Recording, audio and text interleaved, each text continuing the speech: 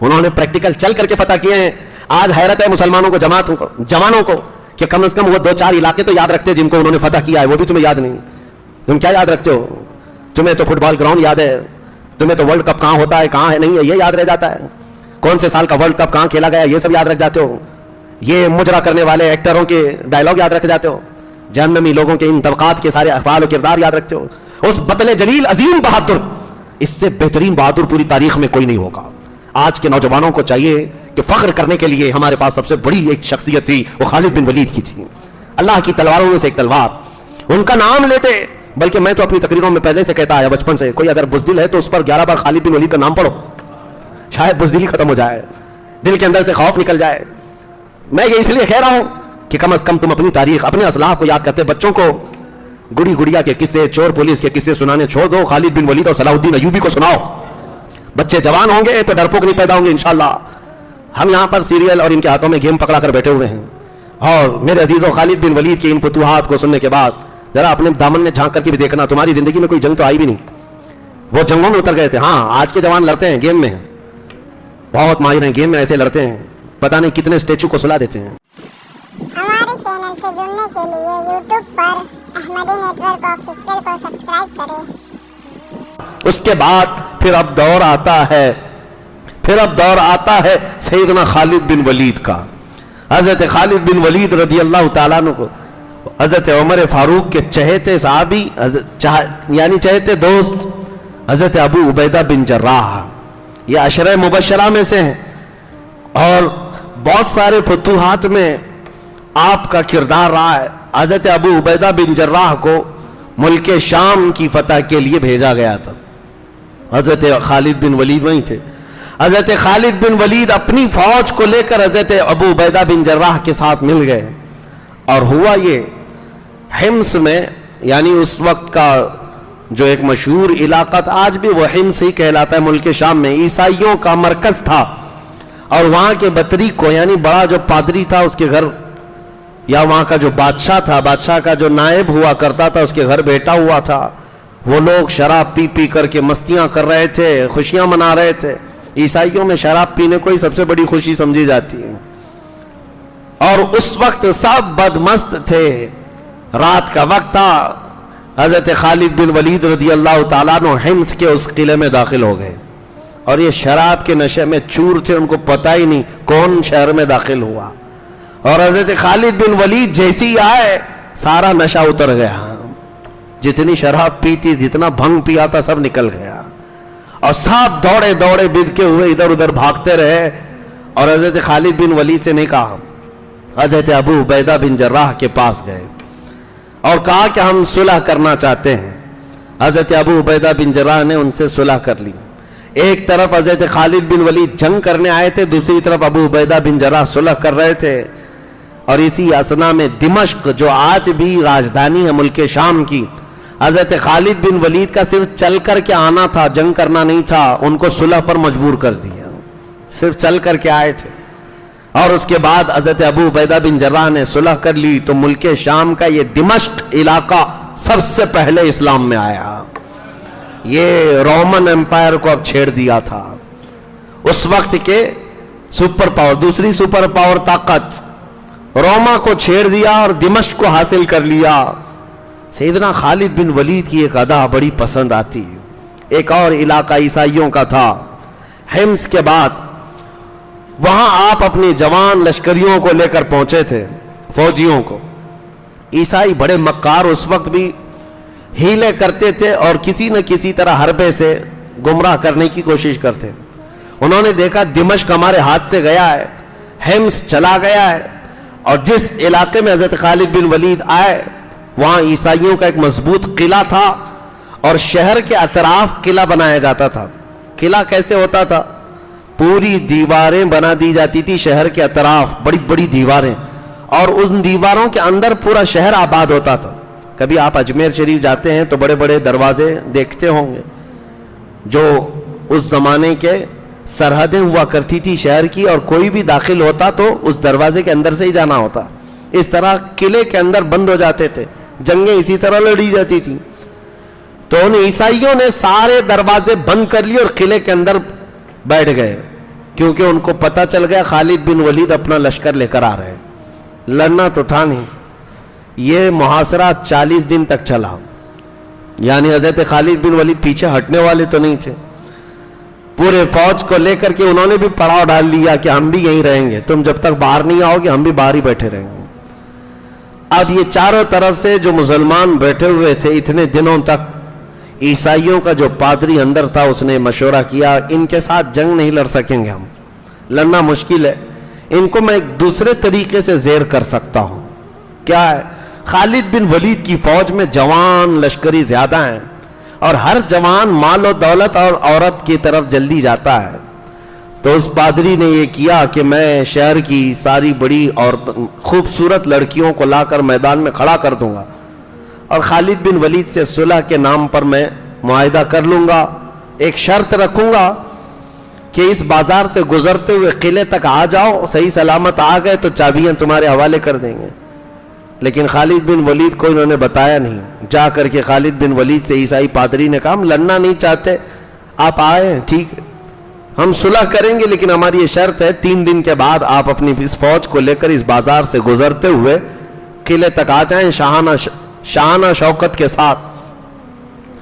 تو حضرت خالد بن ولید نے کہا ٹھیک ہے منظور ہے. 3 دن کے بعد جب اپنی فوج کو لے کر کے وہ نکلے تو ان کی یہ گھٹیا اور ذلیل حرکت دیکھ کر رک گئے. ان عیسائیوں نے کیا کیا تھا, پورے بازار میں ننگی لڑکیاں کھڑی کی, آدھے لباس میں, برہنہ لباس میں, اور دولت سے مزر کے جو انبار بچھا دیے سڑکوں پر.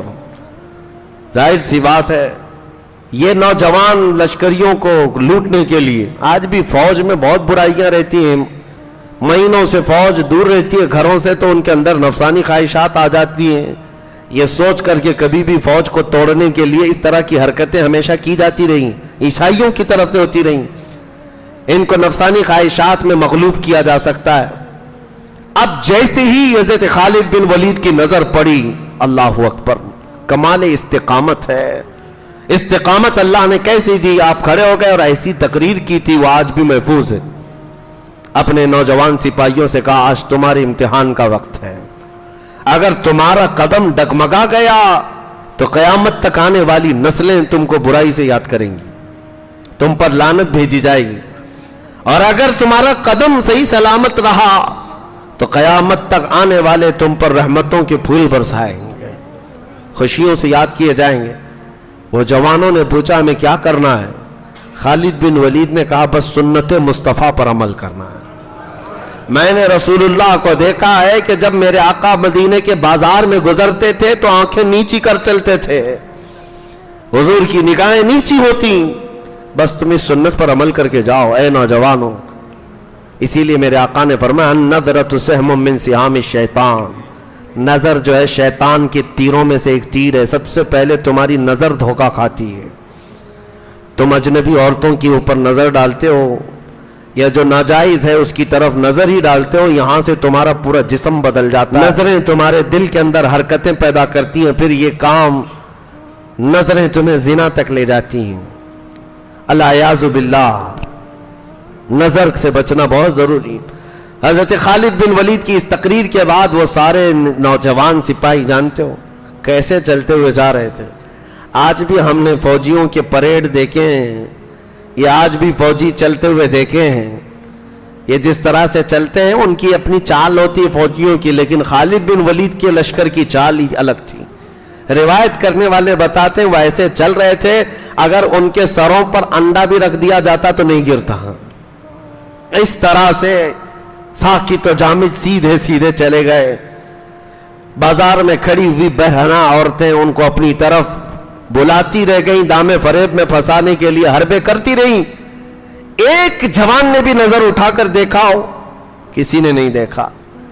پورا بازار سر کر لیا اور قلعے کے پھاٹک تک پہنچ گئے. ادھر یہ عیسائی بدماش شراب پی رہے تھے اور سوچ رہے تھے یہ بہک گئے ہوں گے, بھٹک گئے ہوں گے اور اس فتنے میں وہ مبتلا ہو گئے ہوں گے اور ہماری فوج ان کا مقابلہ کر سکے گی جب یہ عیاش ہو جائیں گے. لیکن سب کو صحیح سلامت قلعے کے پھاٹک پر پہنچے ہوئے دیکھا. عیسائی پادری ہکا بکا رہ گیا, چابیاں لایا اور خالد بن ولید کے ہاتھ میں دے دیا, کہا لے لو یہ تمہاری ہیں. آپ اس قلعے کے مالک ہیں، لیکن آپ قلعے کا دروازہ کھولنے سے پہلے مجھے بھی اسلام میں داخل کر لو۔ خالد بن ولید سے اس عیسائی پادری نے کہا مجھے حیرت ہوتی ہے تم نے جو جماعت جمع کی ہے یہ انسانوں کی ہے یا فرشتوں کی ہے؟ ان کے دلوں کے اندر خواہشات ہیں یا نہیں؟ ان کے اندر نفس ہے یا نہیں؟ حضرت خالد بن ولید نے کچھ نہیں کہا، تصور میں یہی کہا ہوگا، آپ نے فرمایا حضرت خالد بن ولید نے، اے نادان عیسائی تو ان آنکھوں کو خریدنے کی کوشش کر رہا ہے جو اس میں پہلے سے جمال مصطفیٰ بسا ہو۔ حضور اکرم صلی اللہ تعالی علیہ وسلم کو جن آنکھوں نے دیکھا ہو ان کے سامنے بھلا دنیا کا حسن کیا معنی رکھتا ہے؟ ہاں کون نظروں پہ چڑھے دیکھ کے تلوا تیرا، اعلیٰ حضرت نے سچ کہا ہے۔ یا رسول اللہ صلی اللہ تعالی علیہ وسلم تیرے قدموں میں جو ہے غیر کا منہ کیا دیکھیں؟ حضور کے قدموں میں جو ہے وہ غیر کا منہ کیا دیکھیں؟ کون نظروں میں جچے دیکھ کے تلوا تیرا۔ یا رسول اللہ تلوے کا حال یہ ہے کہ آپ کا تلوا دیکھ لوں تو کسی کا چہرہ اچھا نہ لگے۔ وہ نبی کریم صلی اللہ تعالی علیہ وسلم کے حسن و جمال کے شیدائی صحابہ کو کوئی خرید نہ سکا۔ سیدنا خالد بن ولید نے یہ قلعہ بھی فتح کر لیا، فتوحات بڑھتی گئی۔ میں کہہ رہا ہوں اس وقت کی دو سپر پاور طاقتوں کو ٹکر دینے والے خالد بن ولید پھر ایران میں بھی داخل ہو گئے، ایران کی بچی کچی سلطنتوں کو اکھیڑ کر پھینک دیا، ایران میں پرچم اسلام لہرانے لگا۔ پھر حضرت خالد بن ولید رضی اللہ تعالیٰ عنہ روم کو چھیڑ ہی چکے تھے۔ روم کے اندر جو بادشاہوں کا دور تھا، ہرقل موجود تھا، عظیم الروم جس کو کہتے ہیں، ان کی حالت بڑی گمبھیر تھی، یہ کہیں جنگ کرنے کو نہیں تیار تھے۔ سپر پاور جہاں بات آتی کہتے مسلمانوں سے ہم پہلے صلح کر لیں گے، ٹیکس دینا ہے ٹیکس دیں گے، مال دینا ہے مال دیں گے۔ یہاں تک کہ عراق کے کچھ علاقے جہاں عیسائی رہتے تھے، جب رومیوں سے جنگ چل رہی تھی تو چونکہ عیسائی روم کو فالو کرتے تھے تو حضرت خالد بن ولید کا عدل تو دیکھیں، کہا جن عراقی علاقوں سے جہاں عیسائی لوگ رہتے تھے ہم ان سے ٹیکس لیتے تھے۔ ٹیکس کیوں لیا جاتا تھا؟ جس کو جزیہ کہتے ہیں، جزیہ غیر مسلموں سے اس لیے لیا جاتا تھا کہ ہم تمہاری جان و مال کی حفاظت کریں گے، جان و مال کی حفاظت کے ہم ذمہ دار ہیں، تمہارے ساتھ کوئی برا نہیں کرے گا، کوئی دوسرا اگر حملہ نہیں کرے گا، ورنہ ہم اس کے ساتھ مقابلہ کریں گے۔ اس بات کے لیے اپنے مفتوحہ علاقوں میں جو غیر مسلم رہتے تھے ان سے جزیہ لیا جاتا تھا، وہ ٹیکس ہے۔ آج ٹی وی اینکر بیٹھ کر کے ڈیبیٹ کرواتے ہیں اس بات پر، جزیہ، ان کو جزیہ بولنا بھی نہیں آتا، جزیہ کہتے رہتے ہیں، اور اس پر منہ پھاڑ کر کے کہتے رہتے ہیں کہ یہ جزیہ لیتے تھے مسلمان، جزیہ لیتے تھے غیر مسلموں سے۔ کیا ظلم نہیں ہے؟ مسلمانوں سے نہیں لیتے تھے لیکن غیر مسلموں سے لیتے تھے۔ ارے نادانوں، آج بھی یہ سسٹم ہے، آج بھی یہ سسٹم ہے۔ ہمارا ملک خود ہم سے ٹیکس لیتا ہے، چاہے یہاں ہندو ہو کہ مسلمان ہو، کوئی بھی ہو، اور کس بات کے لیے لیتا ہے؟ کیا یہ تاناشاہی ہے؟ ہوگی، لیکن اصل اس کا مقصد ٹیکس لینے کا یہ ہوتا ہے کہ حکومت ہر شہری کی حفاظت کی ذمہ دار ہوتی ہے، کہ تمہاری حفاظت ہماری ذمہ ہے، اس کے لیے ٹیکس دیا جاتا ہے حکومتوں کو۔ جزیہ بھی یہی تھا۔ میں بات کیا کہہ رہا تھا بیچ میں رہ نہ جائے، خالد بن ولید نے کچھ علاقوں میں جو عیسائی تھے ان سے ٹیکس لے رہے تھے پچھلے 2 سال سے، جو امیر وہاں پر گورنر تھے ان سے کہا ان کا جزیہ مال پورا واپس کر دو، ہم ٹیکس نہیں لیں گے۔ کیوں؟ اس لیے کہ روم سے لڑائی چل رہی ہے ہماری، اور جو یہ عیسائی ہیں یہ بھی روم کو فالو کرتے ہیں، لہذا ہم ان کی حفاظت نہیں کر پائیں گے، لہذا ہم ان سے جزیہ نہیں لیں گے، واپس دے دو۔ جیسے ہی ان صحابہ نے جزیہ واپس دینا شروع کیا، عراق کے کچھ علاقوں میں جو عیسائی رہتے تھے، روایت میں موجود ہے، سارے کے سارے عیسائی رو رو کر کے دعائیں کرتے تھے کہ مسلمانوں کی حکومت پھر سے آ جائے، مسلمانوں کی حکومت آ جائے، روم مغلوب ہو جائے، کیونکہ یہ ہمارے جان و مال کی جس طرح حفاظت کرتے ہیں، ہمیں دوسروں سے ڈر لگتا ہے، دوسرا کوئی بھی درندہ آئے گا ہمیں لوٹ لے گا۔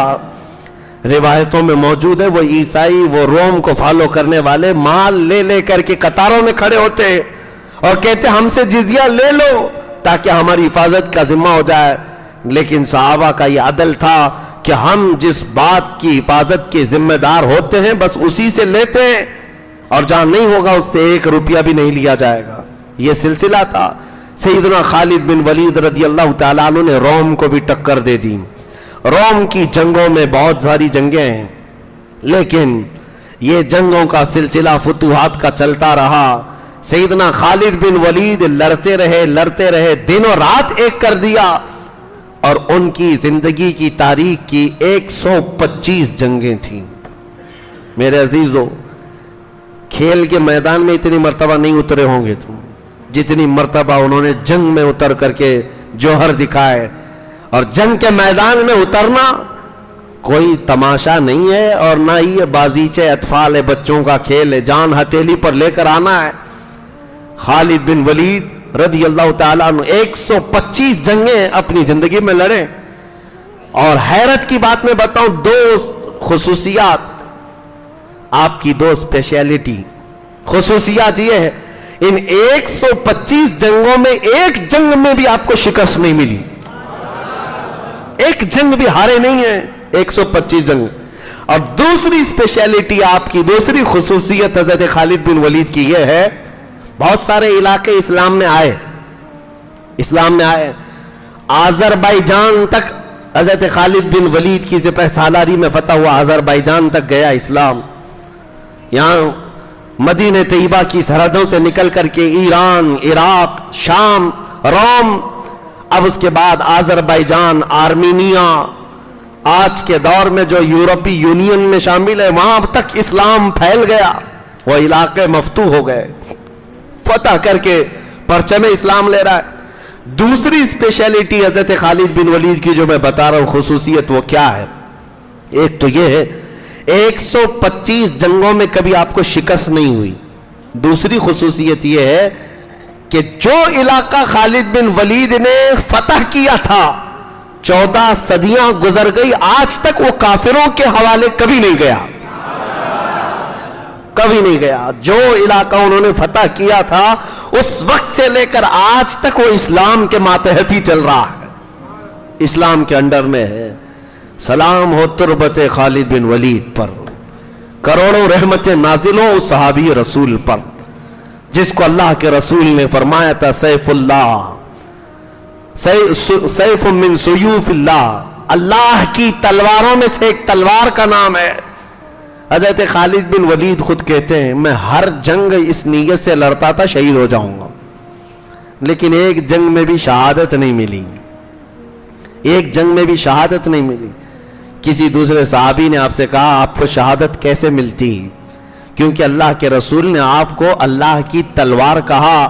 اگر آپ شہید ہو جاتے تو دنیا یہ نہ کہتی خالد بن ولید ختم ہو گئے، دنیا یہ کہتی اللہ کی تلوار ٹوٹ گئی، اللہ کی تلوار ٹوٹ گئی اور اللہ تعالیٰ کی تلوار محفوظ رہی.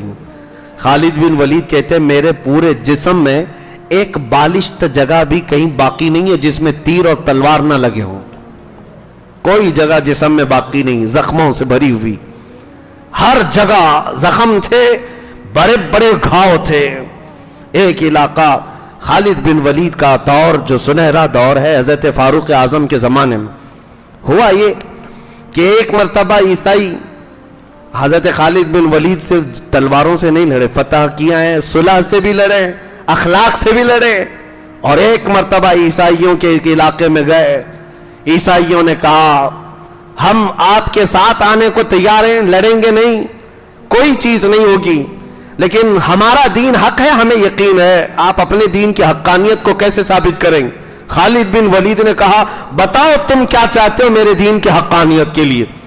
عیسائیوں نے کہا ہمارے پاس ایک بہت سخت خطیر قسم کا زہر ہے، ہم وہ زہر کی پیالی لا کر رکھیں گے اور ہم میں سے بھی ایک شخص آئے گا، تم میں سے بھی ایک شخص آئے گا، زہر پی کر کے ہم یہ اعلان کریں گے جس کا دین حق ہوگا وہ زہر پی کر بچے گا. یہ مباہلہ تھا، یہ مباہلہ ہے. اس دور میں سیدنا خالد بن ولید کے ساتھ ہے. حضرت خالد بن ولید نے کہا یہ تو میرے لیے بہت اچھی بات ہے، آج دین کی حقانیت کو اجاگر کرنے کا دن ہے. تاریخ کی سچائیاں آج بھی روایت کرتی ہیں. سیدنا خالد بن ولید گئے اور زہر کا پیالہ رکھا ہوا تھا. وہ زہر ایسا تھا پینا تو دور کی بات ہے, اگر چمڑی پر لگ جاتا تو گوشت نکل کر آتا. چمڑی پر اگر لگتا زہر تو گوشت کے ساتھ چمڑی نکل آتی تھی, اتنا سخت تھا. خالد بن ولید آگے بڑے, عیسائیوں کا بڑا وہاں پر پادری موجود تھا, عیسائیوں کی ایک جماعت ہے, مسلمانوں کی جماعت ہے.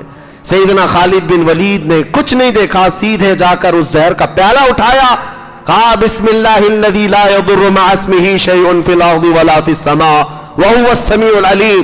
اس اللہ کے نام سے پی رہا ہوں جس کا نام پورے زمین و آسمانوں میں ہے, اور کوئی شے اس نام کو ضرر اور نقصان نہیں دے سکتی ہے. وہ زہر کا پیالہ اٹھایا اور پی گئے. اور عیسائی دیکھتے رہ گئے, نہ حلق کٹا نہ زبان کٹی, نہ زہر سے کچھ ہوا, بلکہ آپ نے زہر کا پیالہ ایسے پی کر کے رکھا جیسے کوئی پیٹ بھر کر دودھ پیتا ہے. دودھ پی کر کے کوئی اپنا گلاس رکھ دیتا ہے, اس طرح سے آپ زہر کا پیالہ نیچے رکھتے ہیں. عیسائیوں نے کہا یہ تو جادو ہے, یہ تو جادو ہے, نظر بندی ہو گئی. تو اس وقت خالد بن ولید نے کہا پورا میں نے پیا ہے, بچا ہوا تم چک کر کے دکھاؤ, تم چک کر کے دکھاؤ. عیسائی بھاگ گئے. نہیں, ان کو یہ تھا کہ سب بھاگ جائیں گے, لیکن اس عظیم کرامت کو دیکھ کر, یہ خالد بن ولید کی کرامتوں میں سے ہے, کرامت کو دیکھ کر کئی عیسائی مشرف با اسلام ہوئے, ایمان لے آئے, اسلام میں داخل ہوئے. خالد بن ولید رضی اللہ تعالیٰ عنہ نے اس دور میں, دور فاروقی میں, اتنے علاقے فتح کیے جن کے نام شمار کرنا آج ہمارے لیے مشکل ہے. انہوں نے پریکٹیکل چل کر کے فتح کیے ہیں. آج حیرت ہے مسلمانوں کو, جماعتوں کو, جوانوں کو, کہ کم از کم وہ 2-4 علاقے تو یاد رکھتے جن کو انہوں نے فتح کیا ہے, وہ بھی تمہیں یاد نہیں. تم کیا یاد رکھتے ہو؟ تمہیں تو فٹ بال گراؤنڈ یاد ہے, تمہیں تو ورلڈ کپ کہاں ہوتا ہے کہاں ہے نہیں ہے یہ یاد رہ جاتا ہے, کون سے سال کا ورلڈ کپ کہاں کھیلا گیا یہ سب یاد رکھ جاتے ہو, یہ مجرا کرنے والے ایکٹروں کے ڈائلاگ یاد رکھ جاتے ہو, جہنمی لوگوں کے ان طبقات کے سارے افعال و کردار یاد رکھتے ہو. اس بطل جلیل عظیم بہادر, اس سے بہترین بہادر پوری تاریخ میں کوئی نہیں ہوگا.